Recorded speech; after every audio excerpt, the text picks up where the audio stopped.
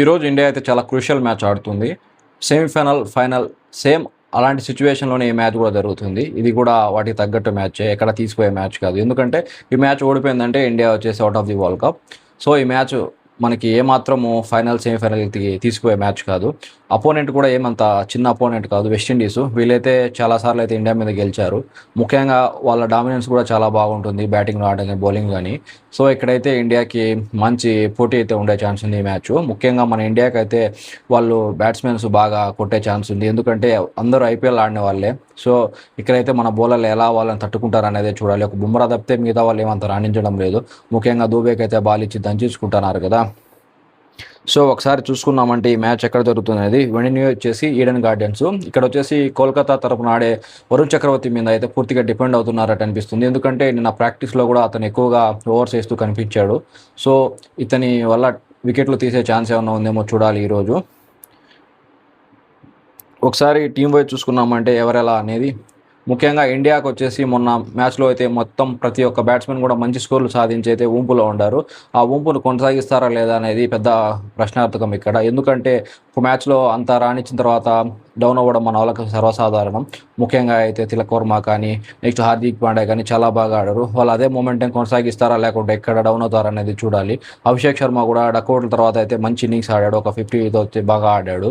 So Suryakumar Yadav కూడా పర్వాలేదు అనిపించాడు ఒక 30 రన్స్తో. ప్రతి ఒక్క బ్యాట్స్మెన్ వాళ్ళకి వచ్చిన ఛాన్స్ అనేది ఉపయోగించుకొని ఒక పెద్ద స్కోర్ని అయితే చేశారు. సేమ్ అదే ఇంటెన్షన్తో ఈరోజు ఆడారనుకోండి మంచిగా స్కోర్ చేయొచ్చు. వెస్టిండీస్ పక్క బౌలర్లు కూడా బాగానే ఉన్నారు. ముఖ్యంగా వాళ్ళ స్పిన్నర్లు అఖిలా హుసేన్ కానీ, మోటీ కానీ, తర్వాత ఫోర్డ్ కానీ, ఇక ఎక్కువ ఎక్స్పీరియన్స్ ఉన్న హోల్డర్ కానీ ఎవరు కూడా అంత సింపుల్గా రన్స్ ఇచ్చేంత బౌలర్లు అయితే కాదు. ఆ రోజు సౌత్ ఆఫ్రికా కొట్టినట్టు ఈజీగా అయితే ఈరోజు జరగదనిపిస్తుంది మ్యాచ్. ఎందుకంటే అక్కడ వచ్చేసి చేజింగ్లో కొంచెం డ్యూ రావడం అలా అన్ని కావచ్చు, కానీ వాళ్ళైతే చాలా బాగా ఆడారు. ముఖ్యంగా మర్కరం ఇన్నింగ్ అయితే మొత్తం మ్యాచ్కి హైలైట్. సో అటువంటి ప్లేయర్ ఎవరన్నా ఉన్నారనేది చూడాలి మన టీంలో. మర్కరం మాదిరి ఒక ప్లేయర్ ఆడి ఇంకో 2-3 అక్కడ వచ్చేసి డికాక్ కానీ ప్లస్ రిక్లంటన్ కానీ యాంకర్ రోల్ చేస్తూ తర్వాత వచ్చి హిట్టింగ్ చేస్తూ మంచి స్కోర్ని అయితే తీసుకొచ్చారు కదా. సో ఆ విధంగా మన వాళ్ళు ఆడినారంటే మనకు కూడా ఈజీగానే ఉంటుంది. స్టార్టింగ్ నుంచి కూడా కొట్టాలనే ఒక మొమెంటం చూసుకొని వికెట్లు ఇచ్చుకుంటూ పోయినామంటే ఆల్అవుట్ అయ్యే ఛాన్స్ ఉంటుంది. స్టార్టింగ్లో కొన్ని బాళ్ళు డాట్ పడినా కానీ తర్వాత నిలదొక్కునే ఛాన్స్ ఉంటుంది.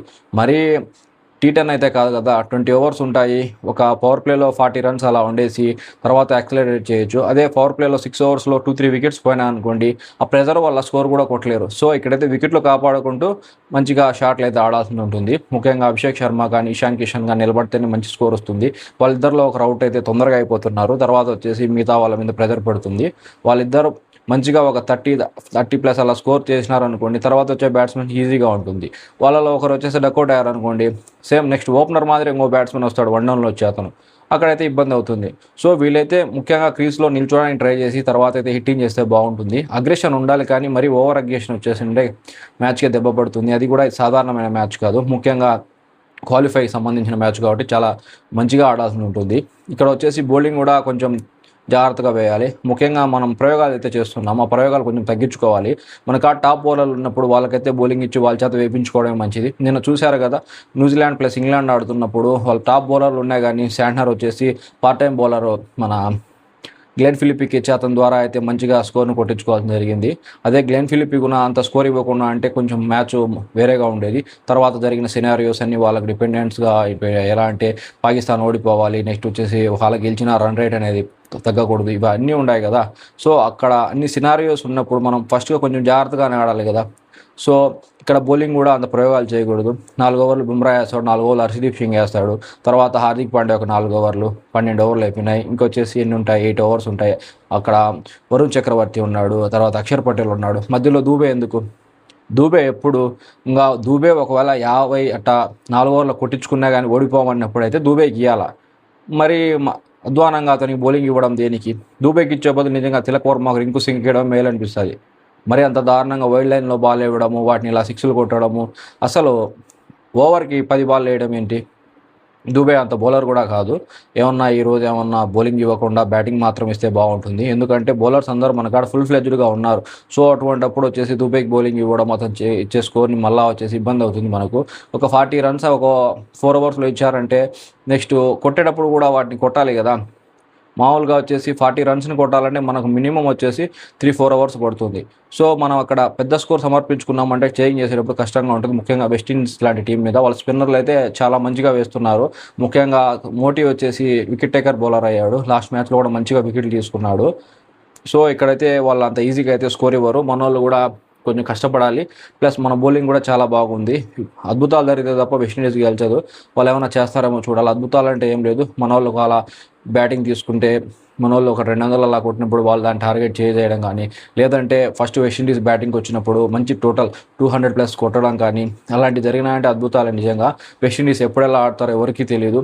అంత మనం వాళ్ళనైతే గెస్ట్ చేయలేము. ఆడితే భారీగా ఆడతారు. వాళ్ళ పక్క పావెల్ కానీ, తర్వాత వచ్చేసి బ్రెండర్ కింగ్ కానీ వీళ్ళైతే బాగా ఆడతారు కానీ కన్సిస్టెన్సీగా ఆడరు. ఒకళ్ళ పక్క షై హోప్ మాత్రమే ఆడతాడు. మిగతా బ్యాట్స్మెన్స్ అంతా గాల్లో దీపమే కొడితే కొడతారు, పోతే పోతారు. ముఖ్యంగా హెట్మైర్ అయితే ఫస్ట్లో ఛాన్సులు ఇస్తాడు. మనకు అది ఈ మధ్య చూసినాం కదా, 2 మ్యాచ్ల్లో ఓ మ్యాచ్ జింబాబ్వే అయితే ఛాన్సులు ఇచ్చినాడు, వాళ్ళు పట్టుకోలేదు. మళ్ళీ జరిగిందంతా హిస్టరీ. తర్వాత నిన్న సౌత్ ఆఫ్రికా మ్యాచ్లో కూడా ఛాన్స్ ఇచ్చినాడు, ఇచ్చిపెట్టినారు. తర్వాత మళ్ళీ ఛాన్స్ ఇచ్చినప్పుడు యూటిలైజ్ చేసుకున్నారు. ఒక ఓవర్లోనే అవుట్ అయిపోయినాడు.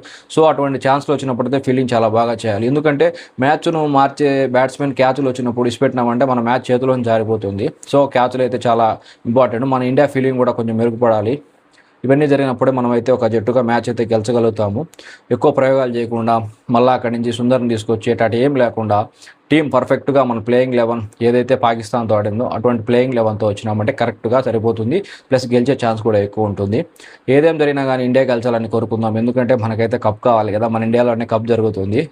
సో ఇక్కడ ఎవరైతే బాగా ఆడతారో వాళ్ళే ఫైనల్గా గెలుస్తారు. మ్యాచ్ అయితే చాలా ఇంట్రెస్టింగ్గా ఉంటుంది. ముఖ్యంగా మన బౌలర్లకి వాళ్ళ బ్యాట్స్మెన్స్కి జరిగే యుద్ధం అనుకోవచ్చు. ఎందుకంటే వాళ్ళు అంత బాగా హ్యాండిల్ చేయగలుగుతారు. లాస్ట్ వరకు కూడా బ్యాట్స్మెన్సే వాళ్ళు, ముఖ్యంగా ఆల్రౌండర్లు. వాళ్ళ హోల్డర్ కానీ, తర్వాత ఫోర్డ్ కానీ, అకేలా హుసేన్ కూడా బ్యాటింగ్ చేస్తాడు. సో ఈ మ్యాచ్ ఎలా సాగుతుంది అనేది చూద్దాం. Thanks for watching this video.